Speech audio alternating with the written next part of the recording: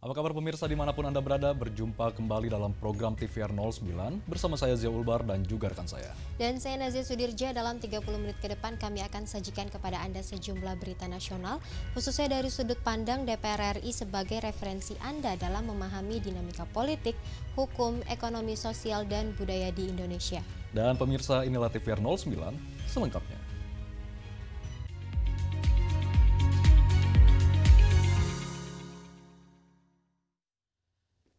Komisi 7 DPR RI desak pemerintah pusat dan BUMN sektor pariwisata untuk melakukan pengembangan pariwisata yang lebih merata, terutama daerah yang memiliki destinasi wisata super prioritas. Data sementara BPS mencatat, sektor pariwisata menyumbang 3,9% terhadap produk domestik bruto untuk kuartal 1 2025. Komisi 7 DPR RI menilai pengelolaan potensi kekayaan alam dan budaya belum merata. Untuk itu, perlu pengembangan secara seimbang agar tidak hanya bertumpu pada wilayah tertentu. Wakil Ketua Komisi 7 DPR RI Lamhot Sinaga memaparkan pada 2024, sektor pariwisata menyumbang devisa sekitar 243 triliun rupiah. Namun, 44% berasal dari Bali, sisanya tersebar dari provinsi lainnya. Presentase ini dinilai tidak ideal jika dibandingkan potensi wisata yang dimiliki berbagai provinsi di Indonesia. Untuk itu, pemerintah pusat dan BUMN sektor pariwisata melakukan pengembangan pariwisata yang lebih merata, terutama daerah yang memiliki destinasi wisata super prioritas. Jadi kita ingin mendorong bahwa pariwisata ini juga menjadi sumber ekonomi rakyat kita, rakyat kecil. Ya, itu yang mau kita dorong. Nah sekarang anomalinya, contoh misalnya di Bali ini hampir 90% masyarakat Bali hidupnya adalah dari pariwisata. Tetapi kemudian kalau kita bicara di Danau Toba, 7 kabupaten yang meliputi kawasan Danau Toba, masyarakat di 7 kabupaten itu belum hidup dari pariwisata Danau Toba. Demikian juga Labuan Bajo, demikian juga Raja Ampat. Masyarakat sekitar belum hidup dari pariwisata Raja Ampat. Lamhot Sinaga menambahkan persoalan utama pemerataan pariwisata nasional terletak pada aksesibilitas dan konektivitas transportasi. Salah satunya, harga tiket pesawat yang mahal bahkan lebih mahal dibandingkan tiket ke luar negeri. Dari Bali, Alfat Rizky, TVR Parlemen melaporkan. Pemirsa, Wakil Ketua Banggar DPR RI Muhyiddin Said menyampaikan kekhawatiran terhadap kesenjangan keuangan antara pemerintah provinsi dan pemerintah kabupaten atau kota dengan adanya perubahan skema transfer ke daerah. Berdasarkan keputusan Menteri Keuangan nomor 29 tahun 2025, terjadi penyesuaian rincian alokasi TKD tahun anggaran 2025 sesuai instruksi Presiden nomor 1 tahun 2025. Badan Anggaran DPR RI menilai pemerintah pusat perlu melakukan peninjauan ulang terhadap skema TKD khususnya terkait pembayaran pegawai pemerintah dengan perjanjian kerja. Wakil Ketua Banggar DPR RI Muhyiddin Said menyampaikan kekhawatirannya terhadap kesenjangan keuangan antara pemerintah provinsi dan pemerintah kabupaten kota dengan adanya perubahan skema TKD. Keterbatasan TKD dan rendahnya pendapatan asli daerah membuat banyak kabupaten atau kota mengalami defisit APBD. Ditambah lagi beban pembiayaan P3K memberikan tekanan serius pada anggaran Pemda khususnya tingkat kabupaten atau kota. Mengakibatkan ketimpangan, ketekoran, ketidakmampuan sehingga harapan mereka supaya tetap dibayarkan oleh kementerian diharapkan oleh mereka untuk dibayarkan oleh pemerintah pusat. Karena ini adalah instruksi pemerintah pusat supaya membayarkan seluruh dana-dana yang seluruh pegawai yang sudah diangkat itu. Padahal di satu sisi mereka juga ini tidak terlalu banyak. Ya, dengan banyaknya itu tentu juga penempatannya sangat sulit bagi mereka. Muhyiddin Said menilai situasi ini membutuhkan intervensi serius dari pemerintah pusat agar pembagian beban keuangan antara pusat dan daerah menjadi lebih adil dan proporsional. Dengan begitu, tidak mematikan fungsi pelayanan publik dan pembangunan di daerah. Dari Sulawesi Tengah, Fajar Ilhami, TVR Parlemen melaporkan. Revisi Undang-Undang Aparatur Sipil Negara masuk dalam prolegnas prioritas tahun 2025. Informasi selengkapnya usai jeda, tetaplah bersama kami di TVR 09.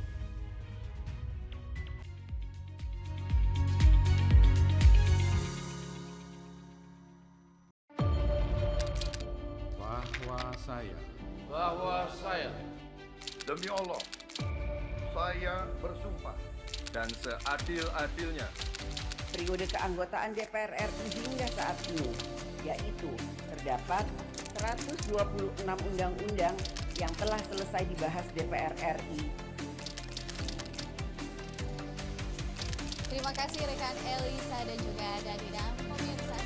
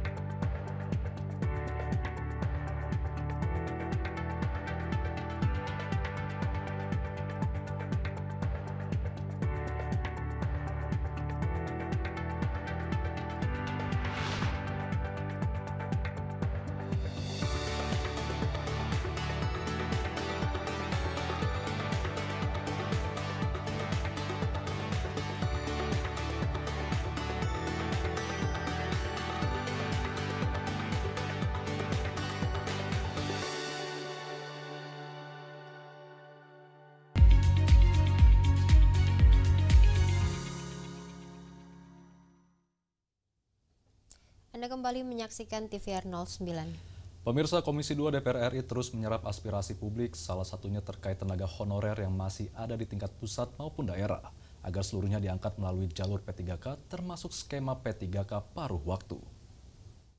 Revisi atas Undang-Undang Aparatur Sipil Negara atau ASN masuk dalam prolegnas prioritas 2025. Komisi 2 DPR RI masih menunggu pendalaman dari Badan Keahlian DPR RI terkait draft RUU ASN agar aspirasi dari berbagai kalangan masyarakat terserap dengan baik dan sejalan dengan desentralisasi pemerintahan. Wakil Ketua Komisi 2 DPR RI Zulfikar Arse menyampaikan, saat ini naskah akademik dan draft RUU ASN sedang disusun Badan Keahlian DPR RI dengan mempertimbangkan kondisi terkini. Komisi 2 DPR RI juga masih terus menyerap aspirasi publik, salah satunya terkait tenaga honorer yang masih ada di tingkat pusat maupun daerah, agar seluruhnya diangkat melalui jalur P3K termasuk skema P3K paruh waktu. Selain itu, menurut Zulfikar, pemerintah sedang mempertimbangkan merancang peraturan pemerintah untuk memberikan hak pensiun bagi P3K. Yang P3K itu menjadi solusi bagi permasalahan yang terjadi pada tenaga honorer atau sebutan lain, dan sekarang itu sudah dilaksanakan, sudah dikerjakan, bahkan hampir selesai. Sampai-sampai pemerintah membuat kebijakan agar semua tenaga honorer atau sebutan lain yang ada di pusat dan daerah itu terakomodir, ya kan, menambah juga slot untuk P3K paruh waktu. Jadi ini bagus. Ya. Komisi 2 DPR RI berharap revisi Undang-Undang ASN yang akan dilakukan bersama pemerintah memperkuat prinsip desentralisasi dan semakin meningkatkan profesionalisme ASN. Komisi 2 DPR RI akan melibatkan partisipasi aktif publik dalam pembahasan RUU ASN. Andini dan Fuad, TVR Parlemen melaporkan.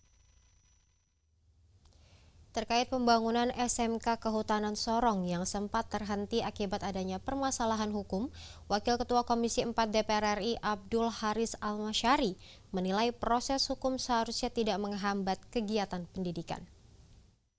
Komisi 4 DPR RI mendorong agar pembangunan SMK Kehutanan Sorong di Papua Barat Daya segera ditindaklanjuti. Proyek pendidikan kejuruan tersebut sempat terhenti akibat adanya permasalahan hukum. Wakil Ketua Komisi 4 DPR RI Abdul Haris Almasyari menilai proses hukum seharusnya tidak menghambat kegiatan pendidikan. Ia mengaku prihatin melihat kondisi bangunan sekolah yang saat ini terbengkalai, padahal seluruh sarana dan prasarana termasuk asrama dan peralatan pendidikan sudah siap digunakan. Menurut Haris, SMK Kehutanan Sorong digagas untuk mencetak tenaga ahli di bidang kehutanan, terutama untuk mendukung pengelolaan hutan di kawasan timur Indonesia. Untuk itu, ia meminta pemerintah agar memisahkan penyelesaian kasus hukum dari aktivitas pendidikan, sehingga aset negara senilai puluhan miliar rupiah tidak terbuang sia-sia. Kami berharap kalau ada kasus hukum, silakan diproses kasus hukumnya, tapi ini biarkan berjalan pendidikan di SMK Kehutanan ini. Karena seluruh barang milik negara untuk asrama segala macam sudah dibeli semuanya. Jadi kita berharap dipisahkan. Kalaulah ada kasus hukum ya monggo, secara hukum bagaimana silakan ditangani, tapi proses SMK Kehutanan ini kita berharap jangan mangkrak, karena ini nilainya lebih besar daripada yang bermasalah kalau nggak salah 1,8 miliar. Dengan beroperasinya SMK Kehutanan Sorong, Komisi 4 DPR RI berharap sekolah tersebut dapat melahirkan sumber daya manusia yang unggul dan berkompeten di bidang kehutanan. Dari Provinsi Papua Barat Daya, Fitian Aunila, TVR Parlemen melaporkan. Anggota Komisi 8 DPR RI Aprozi Alam sambut positif kebijakan penurunan biaya haji tahun 2026 dan menegaskan bahwa pelayanan prima harus tetap menjadi prioritas utama dalam penyelenggaraan ibadah haji. DPR RI bersama pemerintah resmi menyepakati penurunan biaya perjalanan ibadah haji tahun 2026 sebesar Rp2 juta dibandingkan tahun sebelumnya. Komisi 8 DPR RI mengingatkan agar penurunan biaya tersebut tidak berdampak pada penurunan mutu pelayanan bagi jamaah. Anggota Komisi 8 DPR RI Aprozi Alam menyambut positif kebijakan penurunan biaya haji ini. Namun ia menegaskan bahwa pelayanan prima harus tetap menjadi prioritas utama dalam penyelenggaraan ibadah haji. Aprozi menekankan pentingnya peran perusahaan pelaksana atau syarikah dalam memastikan kelancaran dan kualitas layanan bagi jamaah. Untuk itu, ia meminta agar seluruh pihak terkait menjalankan tanggung jawab sesuai kontrak kerja dengan Kementerian Haji dan Umroh Arab Saudi. Kita juga tidak memaksakan turun begitu banyak seperti tahun kemarin. Turunnya hanya sedikit, cuman jangan mengurangi pelayanan terhadap jamaah. Itu yang paling penting buat kita. Yang kita tahu mereka sudah membuat 2 syarikah. Berarti kan karena mereka menganggap dengan 2 syarikah lebih baik daripada 8 syarikah seperti tahun kemarin. Nah, harapan kita kepada Kementerian Haji betul-betul menerapkan isi kontrak kerja bersama syarikah sesuai dengan aturan yang sudah dituangkan, sehingga tidak mengecewakan daripada jamaah termasuk pemerintah Indonesia.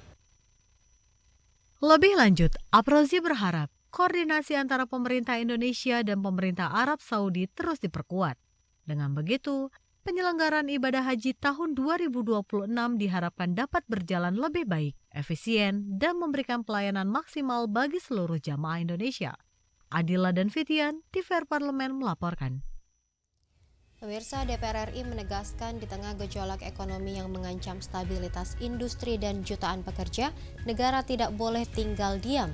Paket stimulus ekonomi harus menjadi tameng terakhir untuk mencegah gelombang PHK massal yang dapat mengguncang kehidupan banyak keluarga Indonesia. Informasi selengkapnya sesaat lagi, tetaplah di TVR 09.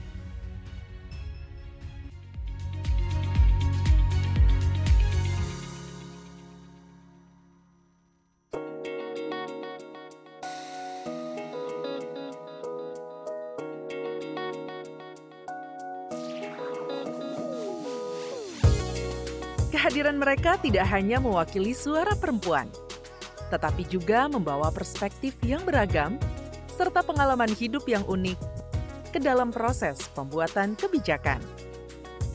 Saksikan Perempuan Parlemen hanya di TVR Parlemen. Undang-undang ASN masuk ke prolegnas prioritas, benar Pak? Kita waktu itu pada akhirnya mempertanyakan, loh kenapa kok tiba-tiba undang-undang ASN ini masuk lagi? Kalau ditanya per hari ini, memang revisi undang-undang ASN itu harus dilakukan, tapi bukan karena tadi usulan dari teman-teman Komisi 2 yang kemarin dimasukkan itu, tapi karena ada putusan Mahkamah Konstitusi minggu lalu. Masih jauh lebih penting menyelesaikan urusan tenaga honorer dibandingkan dengan dua isu itu menurut saya. Tidak setuju. Tapi begitu masuk keputusan dari MK, memang harus ada KASN. Bapak merasa kayak, oh ini kayaknya momen yang tepat. Kalaupun nanti masuk 2027, itu artinya sama dengan kita memenuhi perintah dari Mahkamah Konstitusi untuk melakukan revisi karena adanya putusan Mahkamah Konstitusi atas ada orang yang menjudicial review tentang KASN itu. Nah, dugaan saya peraturan pemerintah ini nanti kan ujungnya yang 2 yang 3 ini. Masih terombang-ambingnya gara-gara itu. Soal kesejahteraan sama masa depan mereka, pensiun. Ini apa konsekuensinya? Anggaran. Yuk kita kenalan dengan anggota DPR RI periode tahun ini. Dari depan kursi, di balik kursi, gini, di balik kursi. Aku ingin menjadi sesuatu yang mungkin bisa kau rindu. Acap kahiji, rukun sakabehna, gitulah pokok nama. Semakin penasaran kan bagaimana kiprah karir politiknya? Hanya di TVR Parlemen.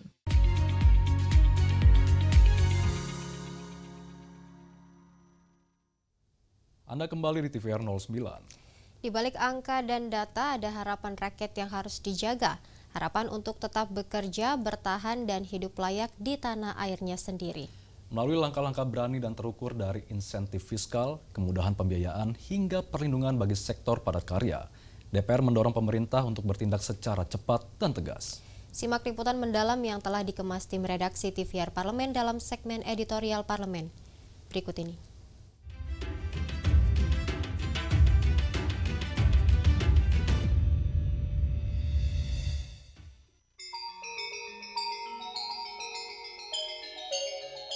Bali, pulau dewata yang tak pernah kehabisan pesona. Tapi di antara deretan destinasi populernya, ada dua tempat yang sering jadi bahasan para traveler, yakni Ubud dan Canggu. Dua surga dengan karakter berbeda, namun sama-sama mempesona. Ubud dengan suasana tenang dan penuh kearifan lokal, dan Canggu yang hidup, modern, dan bernuansa kebebasan. Jadi, kamu tim Ubud yang tenang atau tim Canggu yang dinamis? Yuk kita jelajahi.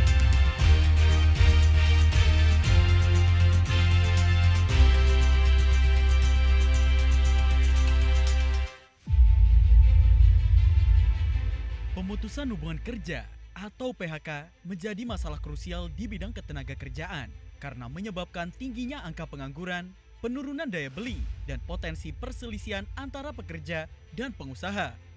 Dipicu oleh berbagai faktor, seperti kondisi ekonomi global yang tidak menentu, perubahan model bisnis, dan kebijakan internal perusahaan dalam melakukan efisiensi. Anggota Komisi 9 DPR RI, Irma Suryani, menyoroti pentingnya sinergi antara pengusaha dengan pekerja dalam menghadapi tantangan ekonomi saat ini. Pendapatan pekerja harus diposisikan sebagai bagian dari biaya operasional perusahaan. Pekerja tidak lagi dianggap sebagai faktor yang membebani, melainkan sebagai unsur penting dalam proses produksi. Pemerintah diharapkan dapat memberikan stimulus kepada dunia usaha, agar perusahaan tidak perlu melakukan PHK. Langkah tersebut dinilai penting untuk menjaga kestabilan ekonomi serta melindungi tenaga kerja.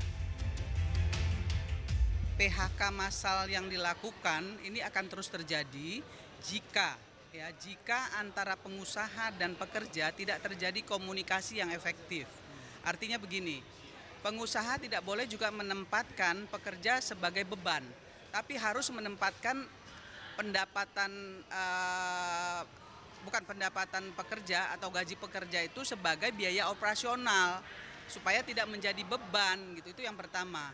Yang kedua, memang dalam situasi ekonomi global hari ini ya di mana demand dan supply-nya tidak balance ya, itu menyulitkan perusahaan-perusahaan sehingga memang pemerintah harus memberikan stimulus kepada perusahaan-perusahaan tersebut ya agar tidak mem-PHK atau merumahkan karyawannya karena demand dan supply-nya nggak seimbang tadi. Maka kemudian kami di Komisi 9 sedang berusaha mengumpulkan semua data, mengumpulkan semua masukan untuk bisa nanti dimasukkan di dalam Undang-Undang Ketenagakerjaan yang baru. Harus ada regulasi yang jelas terkait kepailitan, ya, terkait dengan PHK sepihak, ya, terkait dengan outsourcing, itu semuanya akan kita gabung dalam satu undang-undang ya, yang kemudian harus jelas keberpihakannya kepada masyarakat, juga kepada pengusaha. Jadi masyarakat, pekerja dan pengusaha itu harus balance juga.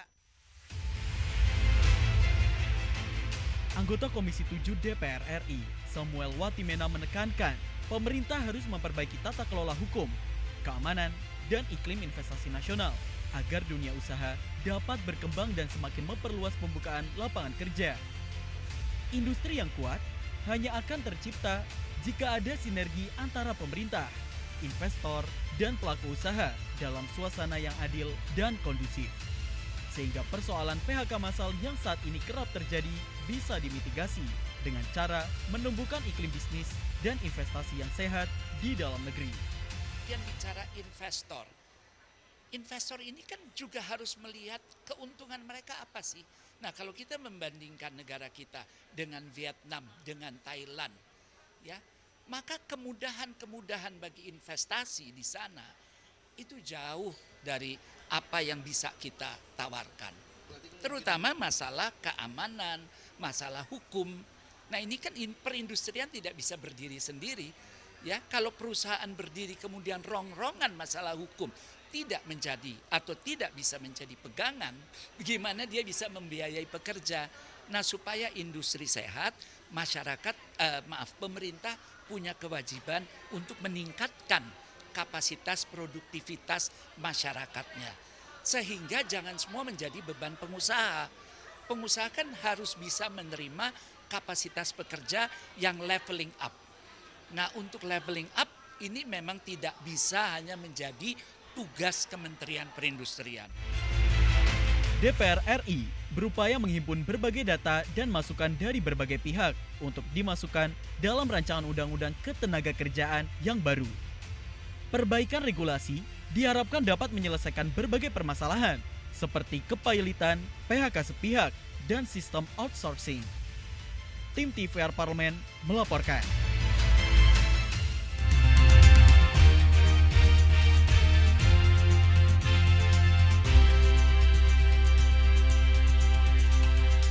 Ya, pemirsa, Bali memang tidak pernah kehabisan pesona di mana setiap sudutnya punya cerita, budaya, dan aura magis yang berbeda dari tempat lainnya nih. Dan yang menarik nih pemirsa, di antara banyaknya destinasi populer, ada dua lokasi yang selalu masuk list para traveler, yaitu Ubud dan juga Canggu. Usai jeda kita akan ajak pemirsa untuk menjelajahi suasana tenang hingga vibe modern di tepi laut di Bali, dan tetaplah bersama kami di TVR 09.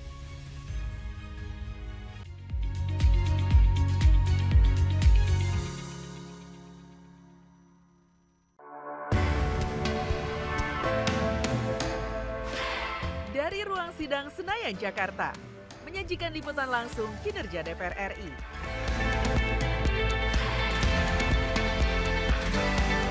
Dialog mendalam,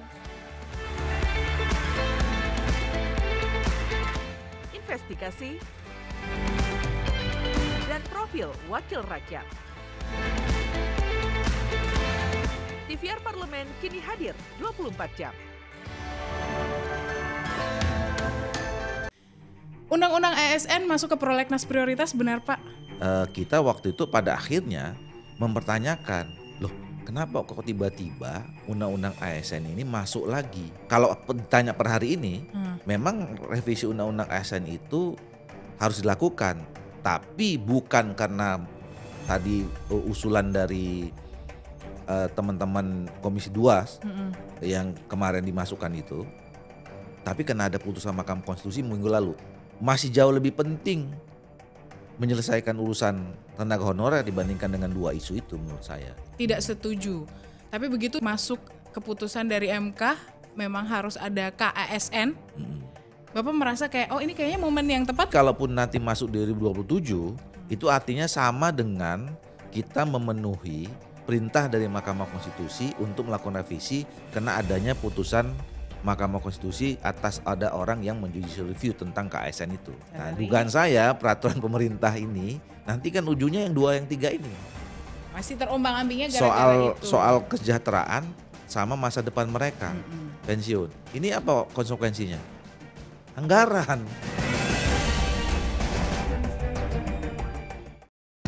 Hai, sekarang kamu bisa menyaksikan program-program TVR Parlemen di First Media, channel 18 ya.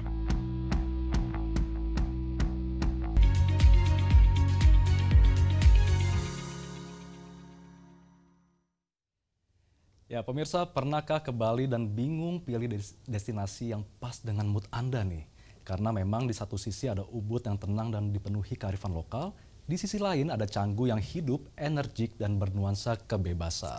Menariknya nih Zia dan juga pemirsa, kedua tempat ini bisa memberikan pengalaman beda. Dari spiritual, sosial, sampai gaya hidup modern. Jadi buat pemirsa yang lagi merencanakan travel ke Bali, ini saatnya menilai kamu butuh ketenangan atau ritme hidup yang dinamis.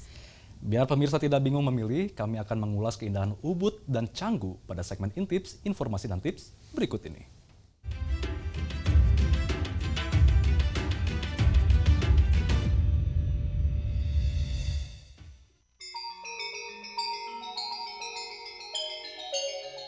Bali, pulau dewata yang tak pernah kehabisan pesona.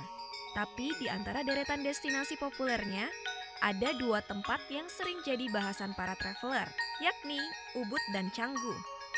2 surga dengan karakter berbeda, namun sama-sama mempesona. Ubud dengan suasana tenang dan penuh kearifan lokal, dan Canggu yang hidup, modern, dan bernuansa kebebasan. Jadi, kamu tim Ubud yang tenang atau tim Canggu yang dinamis? Yuk kita jelajahi 2 surga berbeda di Pulau Dewata. Ubud, keindahan dalam keheningan. Di tengah hijaunya sawah yang menghampa dan gemercik sungai yang tenang, Ubud jadi tempat di mana waktu seolah berjalan lebih pelan. Di sini, kamu bisa menemukan diri dalam keheningan, menghirup udara segar pagi sambil mendengar suara alam yang murni. Ubud adalah rumah bagi seni dan spiritualitas. Setiap galeri, setiap tarian tradisional hingga upacara kecil di depan pura, semuanya memantulkan kedalaman budaya Bali. Bukan cuma itu, di Ubud kamu akan melihat banyak yoga retreat dan eco resort yang menawarkan pengalaman menyatu dengan alam. Semuanya dibungkus dengan suasana yang menenangkan.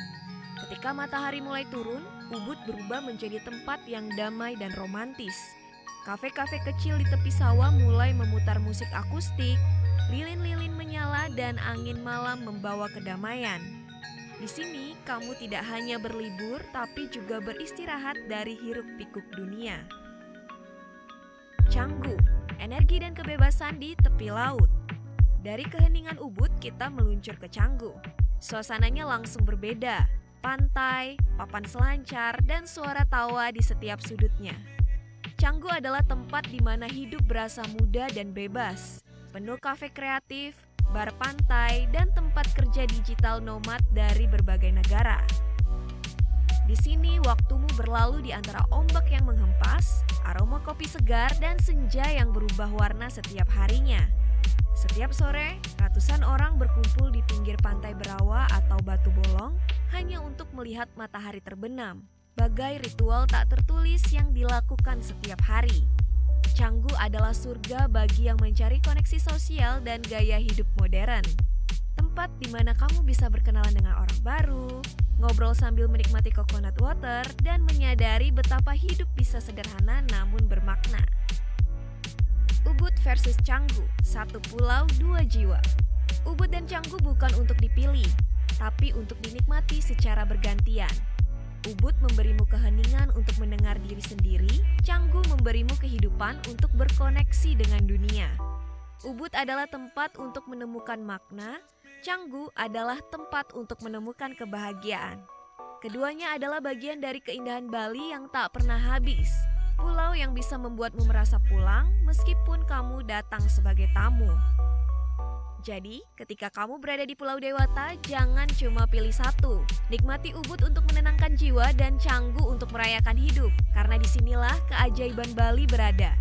Antara sunyi dan ramai, antara alam dan modernitas, antara Ubud dan Canggu. Dua surga berbeda yang membuatmu ingin kembali lagi dan lagi.